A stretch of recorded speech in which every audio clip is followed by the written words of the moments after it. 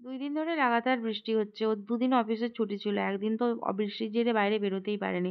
আজ যেহেতু রবিবার আমাদের এখানে রয়েছে হাটবার। অন্যান্য দিন হাটে যাওয়ার কথা শুনলে গায়ে জ্বর চলে আসে। আর আজকে বৃষ্টির দিনে ছাতা মাথায় দিয়ে ধেই, ধেই করে নাচতে, নাচতে চলল হাটে।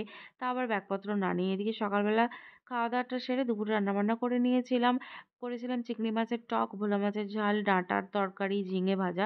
আর এদিকে দুপুরে খাওয়ার আগে করে নিচ্ছি তিলের বড়া। গরম, গরম তিলের বড়া খেতে ভালো লাগে। ঠান্ডা হয়ে গেলে ভালো লাগে না।